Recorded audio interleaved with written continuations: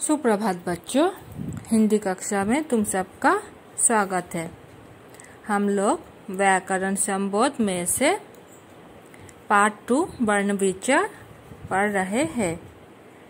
हमने क्या क्या जाने, वर्ण किसे कहते हैं, स्वर किसे कहते हैं, व्यंजन किसे कहते हैं, वर्णमाला जाने, मात्राएं जाने, और आज हम जानेंगे वर्ण विच्छेद क्या है। स्वर व्यंजन को अलग करोगे, वर्ण विच्छेद को तब समझोगे। स्वर और व्यंजन को अलग करने पर ही हम वर्ण विच्छेद समझते हैं। जब हम किसी शब्द में आई ध्वनियों या वर्णों को अलग अलग करते हैं तो उसे वर्ण विच्छेद कहते हैं। किसी शब्द में आए ध्वनियों को जब हम अलग अलग करके लिखते हैं तो उसे कहते हैं वर्ण विच्छेद। वर्ण विच्छेद करते समय व्यंजन को स्वर के बिना नीचे हलंत लगाकर लिखा जाता है। व्यंजन को हम स्वर के बिना नहीं लिख सकते, यह तो तुम लोगों को पता ही है। लेकिन जब हम व्यंजन को स्वर के बिना लिखते हैं तो उसके नीचे एक चिन्ह लगाते हैं, उस चिन्ह को कहते हैं हलंत। तो वर्ण विच्छेद करते समय भी हम व्यंजन को स्वर के बिना लिखते हैं और व्यंजन के नीचे हलंत चिन्ह लगाते हैं।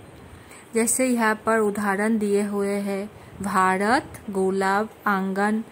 यहाँ पर देखो भ, आ, र, अ, त, अ। यहाँ पर भ एक व्यंजन है, र एक व्यंजन है, त एक व्यंजन है। इसको हमने कैसे लिखा? स्वर के बिना लिखा। इसलिए हमने क्या किया, इन व्यंजनों को नीचे हलंत चिन्ह लगाए। ऐसे ही गुलाब में ग, उ, ल, आ, ब, अ। ग, ल, व, इनको हमने स्वर के बिना लिखा, इसीलिए हमने क्या किया, इनके नीचे हलंत लगाए। आंगन, आ, ग, अ, न, अ। यहाँ पर आ है वो स्वर है, इसलिए हमने उसके नीचे हलंत चिन्ह नहीं लगाए। लेकिन उसके बाद ग जो कि एक व्यंजन है, उसके नीचे हमने हलंत लगाए। न जो कि एक व्यंजन है, उसके नीचे भी हमने हलंत चिन्ह लगाए हैं। यहाँ पर ऐसे बहुत सारे उदाहरण दिया हुआ है। बस, पुस्तक, लड़का, खिड़की, थाली, खेल आदि, ये सब अच्छे से पढ़ना तो समझ में आ जाएगा। तो वर्ण विच्छेद क्या है? जब हम शब्द को अलग अलग करके, शब्दों में से वर्णों को अलग अलग करके लिखते हैं तो उसे कहते हैं वर्ण विच्छेद। एक जैसे व्यंजनों के मेल को द्वैतिक व्यंजन कहते हैं, जैसे गन्ना, पक्का, बच्चा।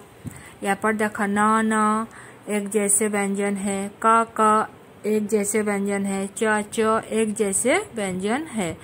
तो एक जैसे व्यंजनों के मेल से जो व्यंजन बनते हैं उसे कहते हैं द्वित्व व्यंजन। तो हमने क्या क्या जाने? भाषा की सबसे छोटी इकाई वर्ण कहलाती है। इस पाठ से हमने जाने कि भाषा की सबसे छोटी इकाई वर्ण कहलाती है। उसके बाद जाने वर्ण 2 प्रकार के होते हैं, स्वर और व्यंजन। फिर हमने जाने निश्चित क्रम में लिखे गए वर्ण समूहों को वर्णमाला कहते हैं। फिर जाने स्वर के चिन्ह मात्रा कहलाते हैं और अ को छोड़कर बाकी सभी स्वरों की मात्राएं होती है। फिर जाने एक व्यंजन में एक बार में एक ही मात्रा लगती है। फिर हमने जाने र अकेला ऐसा व्यंजन है जिसे अलग अलग ढंग से लिखा जाता है।